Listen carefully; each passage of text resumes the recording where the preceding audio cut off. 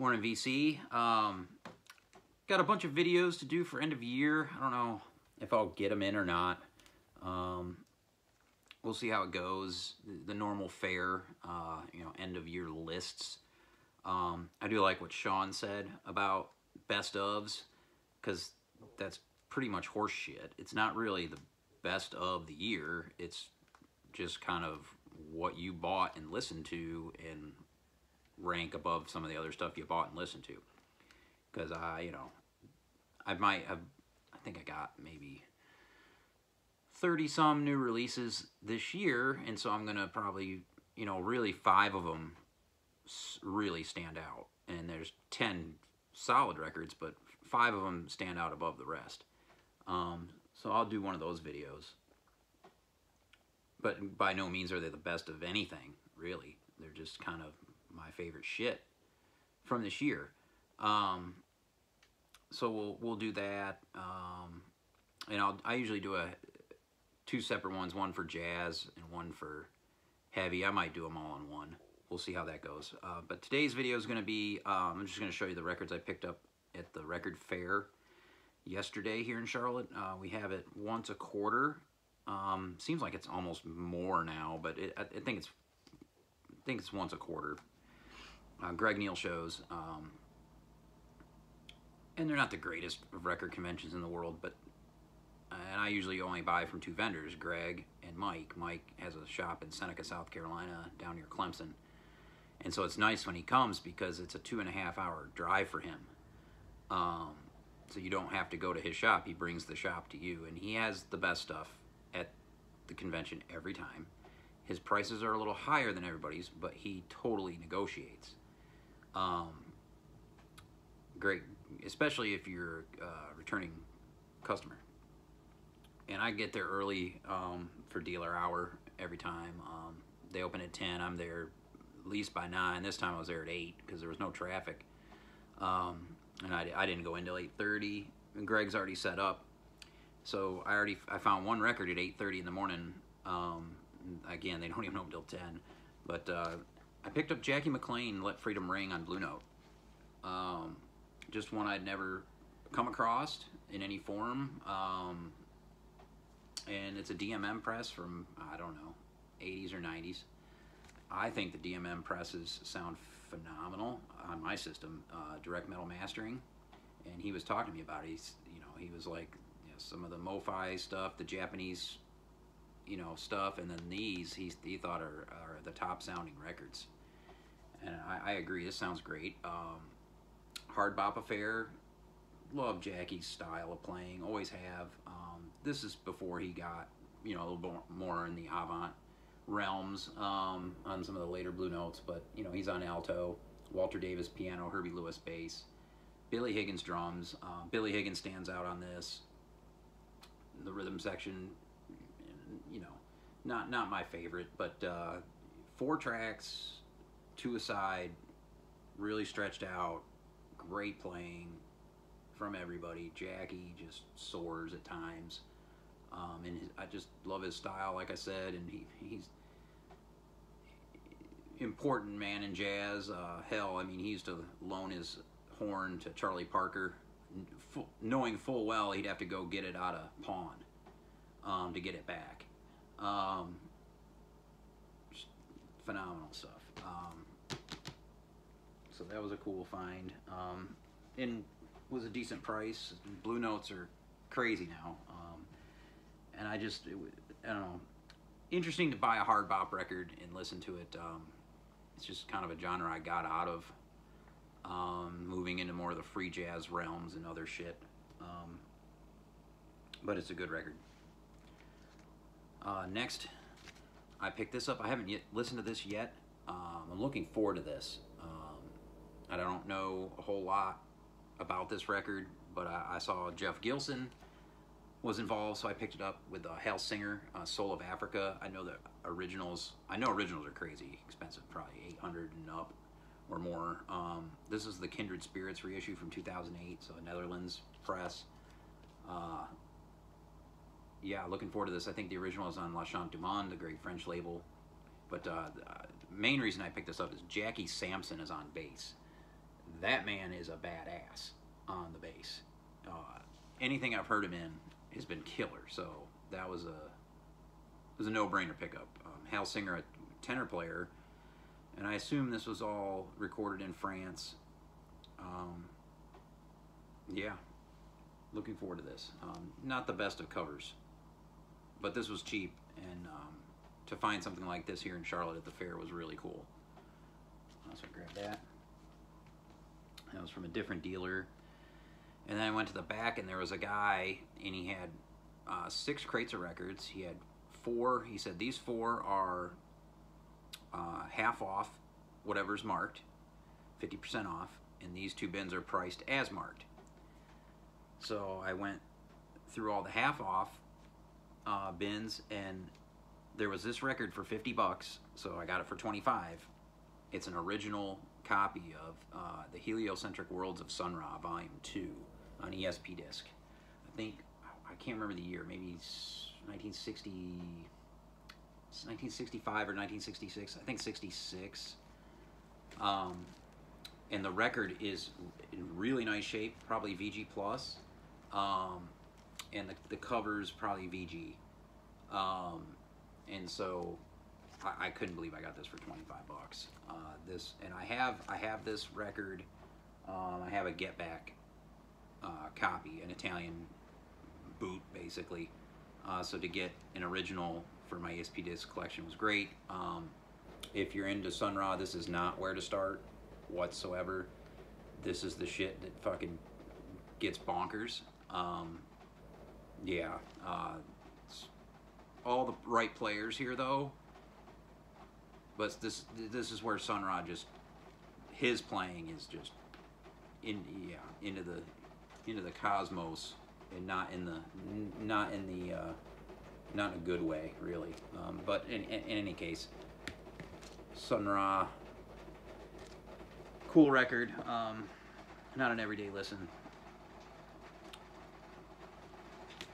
And then he also had this Light and Hopkins in New York.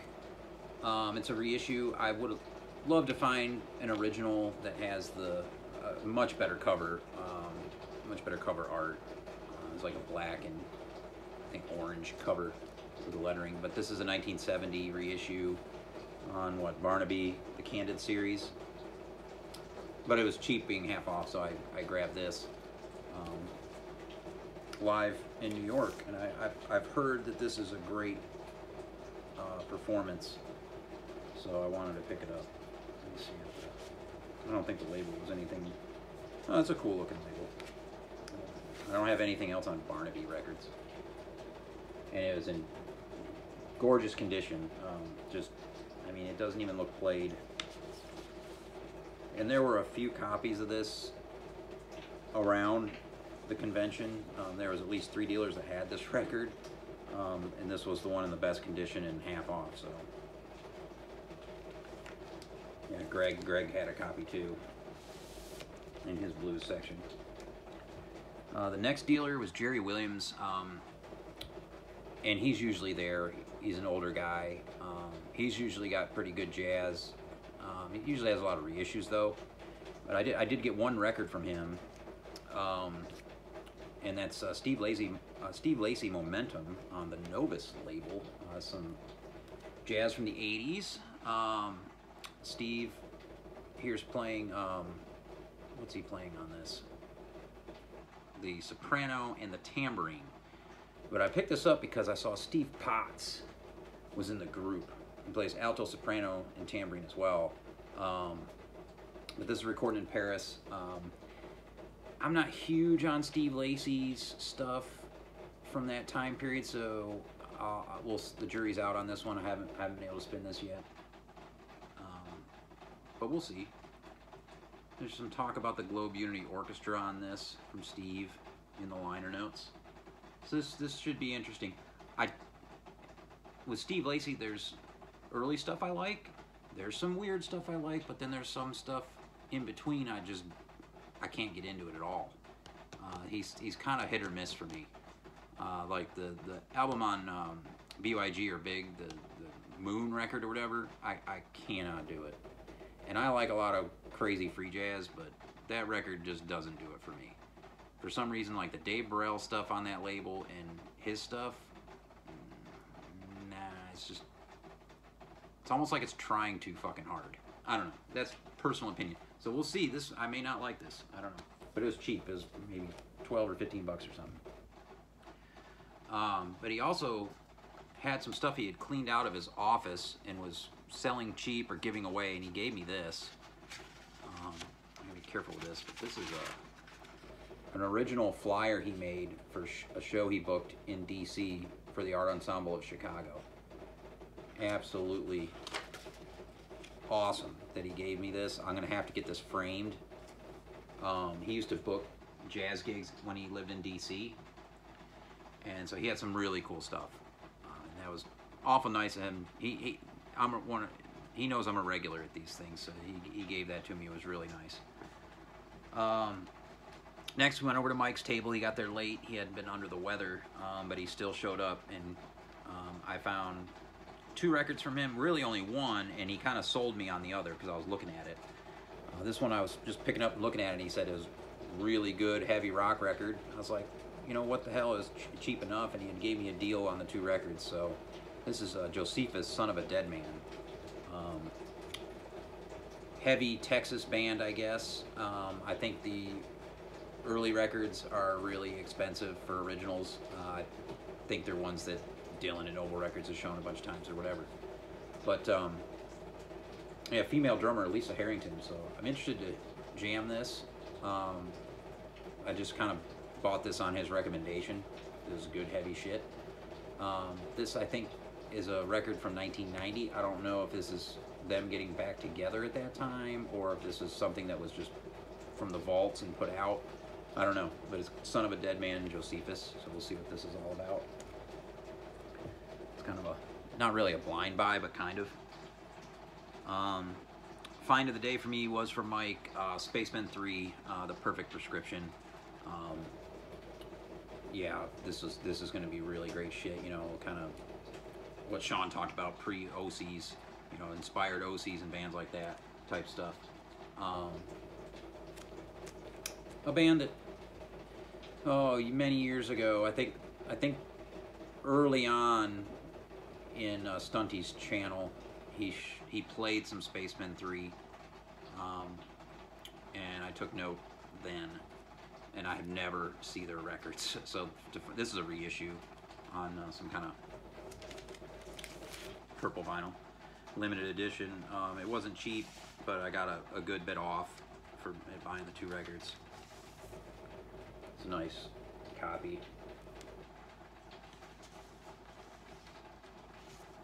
So that was a cool find, for sure.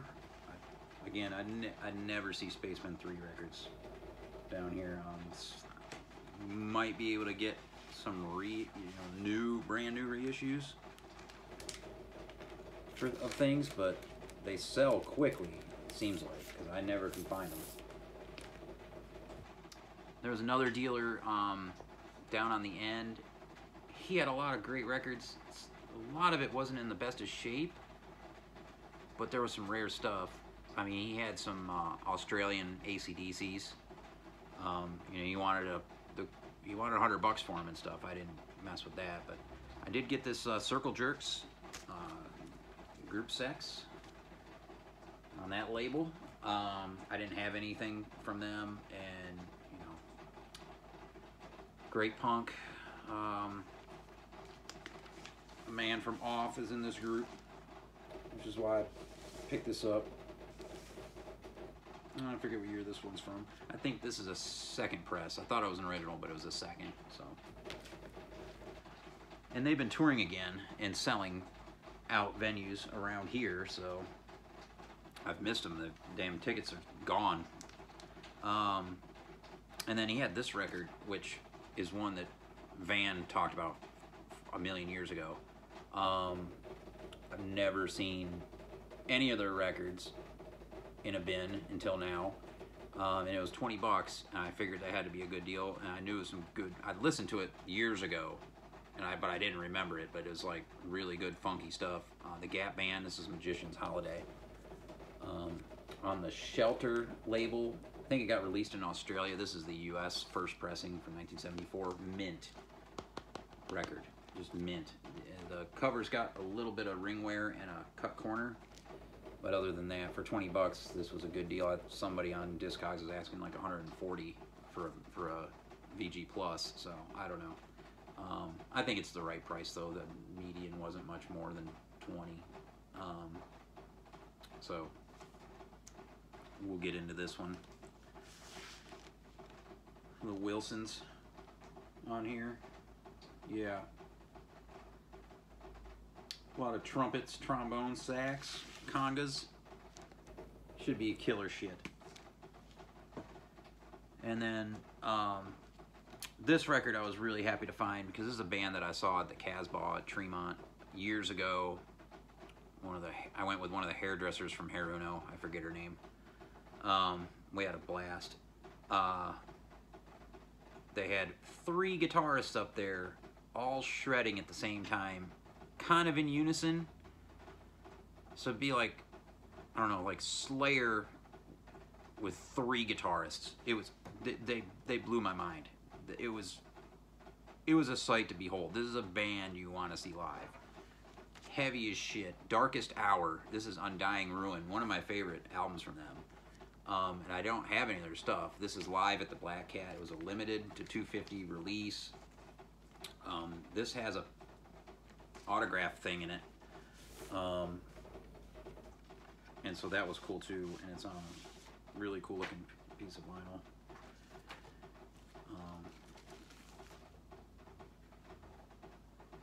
There's that. I'm not sure where this band's from. I need to look that up. Darkest Hour. And it has some thank you high five, and they drew a hand to somebody, I don't know, in 2021. So the band did, it's got this autographed deal with it, which is cool. So yeah, that's, and then I think there was one more. This was from another guy, different table. And then I went back to the guy I got the Jeff Gilson record from. He put out a box of 7 inches that he didn't have out when he first set up. And I looked through them, and I was really excited to find this. This was probably my favorite find of the day. Stanford Prison Experiment, Take It and Slip 7 inch on Chrome Gods Records from 1993. There's a band from LA I absolutely love. I have everything I could ever want from this band, but I thought this was just a 7 inch, and I've got these songs on other stuff, so I never bought it online or anything. Well, this is a promo press pack 7 inch deal, and it was $6. And they're a similar band in a way to Rage Against the Machine. Very political in their approach. Heavy guitars, some guitar work similar to Tom Morello. Yeah, I mean, that's really the only thing I can compare them to. They're still their own thing. Really fucking good band. But this also came with, there's so much shit with this. So it came with the promo material here, all this about World Domination Records, who they would sign with. It's got the 7 inch here, but then it's also got this thing about audio connections, which is interesting. And then it also came with a flexi of the song Disbelief, which was sold separately. So this doesn't normally come with this. So this could have been, the guy could have sold this on its own. So I don't know if maybe whoever the prior collector was, had all this put together in this, with this 7 inch. But that was, yeah, that was my favorite find of the day. That was really fucking cool. Yeah, check them out. The Gato Hunch is one of my favorite records. And I don't know if that's ever been put on vinyl. It's something that needs to be put on vinyl. And then last but not least, he had this 7 inch Big Black. He's a Whore. backed by the model, of course, making fun of Cheap Trick and Kraftwerk. Let me see, this is not a first press. The first press was on a different label. This is the second press on Touch and Go Records. I forget the label it was on the first. Yeah, Steve Albini's band. Crude heaviness, you know. He's not a very good guitar player. I don't know if he ever really even, I don't know. He would get better playing in shellac, I'd say. But this is a cool find. And yeah, I went with Art the vinyl picker, NC vinyl picker. He found a shit ton of records. Ran out of money. It was a trip, man. And then we went across to oh, what's the place we go to? Hickory Tavern, and they have these tacos that are oh god, what's in them? Ribeye steak, like really good, like tender ribeye steak tacos, ridiculously good. So we had a really good time. He found a lot of great records, stuff that he's into, and some stuff that, you know. There was one guy he said he was just selling his collection that he had upgraded, and what he had there was stuff that he had upgraded. Well, the stuff he had still had all the inserts and all that kind of stuff, so, and was in great shape. So I'm sure you'll get to see his video on what he found. But it was a really good convention. Yeah, it was nice to see different vendors and vendors that had cool shit. So anyway, that's that. Hope you're well. Peace.